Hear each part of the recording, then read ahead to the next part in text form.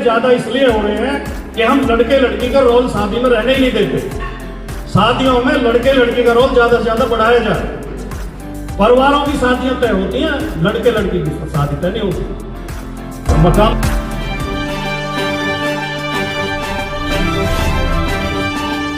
बहुत बड़ी पंचायत गुजरों की हुई थी, जिसमें स्वर्गीय श्री रामचंद्र विकल जी भी थे, स्वर्गीय तेज सिंह भाटी जी भी थे, चौधरी विद्याराम जी भी थे, चौधरी वेदराम नागर जी भी थे, और लोनी शहर दनकौर के बीच के समाज, गुर्जर समाज के राजनीतिक सामाजिक सारी क्रीम मौजूद थी। उसमें यही चिंतन चल रहा था, बारात कम जानी चाहिए, दहेज का दिखावा नहीं होना चाहिए, डीजे नहीं बजने चाहिए, बाजा एक होना चाहिए। तो मैंने खड़े होकर एक बात कही थी, मैंने कहा ये जितने पंच बैठे हैं लगभग 500 लोग थे, इनमें राजनीतिक लोग भी हैं, अवाना जी ने पूछा सवाल, और सामाजिक लोग भी हैं। ये दो संकल्प लें आप कि पहले तो इन नियमों को अपने बच्चों की शादी में लागू करेंगे, और दूसरा संकल्प ये लें कि जिस शादी में इन नियमों का पालन नहीं होगा उस शादी में शामिल नहीं होगा। और मैंने ये भी कहा था कि मैं घोषणा कर रहा हूँ कि जिस शादी में, जिस बारात में डीजे होगा, बाजे होंगे, आतिशबाजी होगी, उसमें मैं नहीं जाऊंगा। और लगभग 25 साल हो गए हैं, मैं दावे के साथ कह सकता हूं, मैं आज तक किसी ऐसे बारात में नहीं गया जिसमें सब चीज। मैंने मुश्किल से 2 या 3 बारात करी है उसके बाद, और दोनों तीनों वो करी है जो आदर्श विवाह हुए हैं, जिनमें ये सब कुछ नहीं हुआ।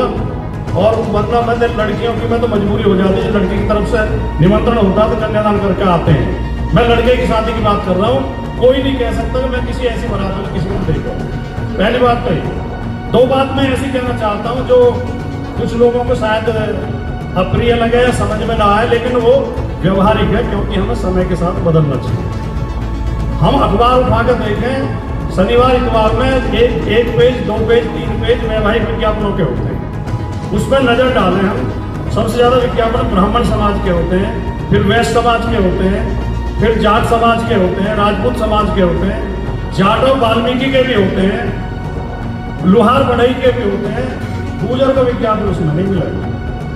अगर कभी एक आध मिल गया, कोई हफ्ता 10 दिन में, कभी महीने 2 महीने में, वो अलग बात है।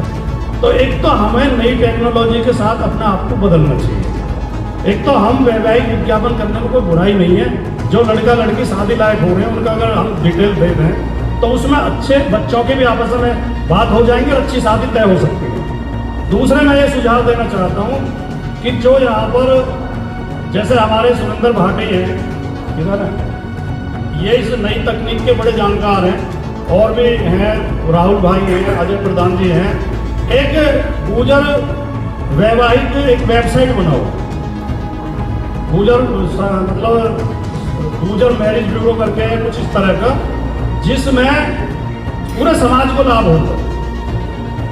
तीसरा सुझाव मेरा ये है कि समय समय पर साल में कम से कम 2 बार तो जरूरी हो, जल्दी भी हो सकते हैं।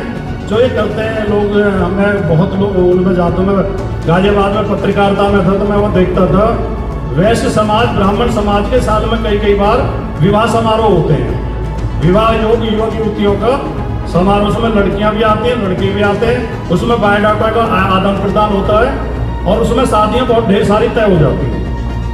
तो ये तीनों सुझाव मैं अपने अनुभव के आधार पर, अपनी सोच के आधार पर, कुछ अमेंडमेंट करने की जरूरत हो तो समाज कर ले। इनसे मुझे लगता है कि दोनों समस्याएं दूर होंगी।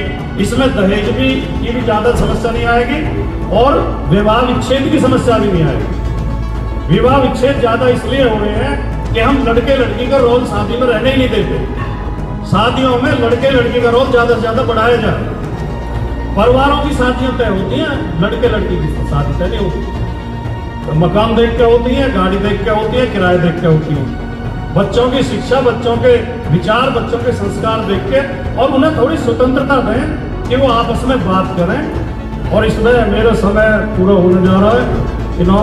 अवाना जी ने तो कहा था कि बेशक 10 मिनट बोल लो, लेकिन मेरा मन था कि मैं 5 मिनट में बात अपनी खत्म करूं, क्योंकि ये अतिक्रमण ठीक नहीं है जब सबको ही कम समय मिल रहा है। तो मैं आखिर में केवल ये कहते हुए कि बच्चों का रोल इसमें बढ़ाएं, बच्चों को मिलने जुलने की परमिशन दें, और जो गोत्रवाद के थोड़े ज़्यादा सख्त नियम हमारे यहाँ बने हुए हैं उन्हें भी थोड़ा ढीला करें। अब से 25 साल पहले नानी के और दादी के गोद में शादी नहीं होती थी, अब होने लगी है। हमारे कसाना फैसले आपस में नहीं करते थे, अब होने लगी है।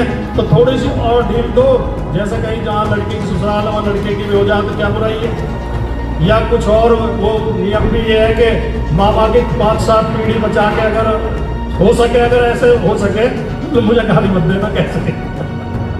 तो बस मैं इसी के साथ, इन्हीं सुझावों के साथ, बाकी दिवाकर विदुड़ी जी और Gurjar art and culture trust के द्वारा जो प्रयास किया जा रहा है ये बहुत ही सराहनीय है और इस पर हमें गर्व है।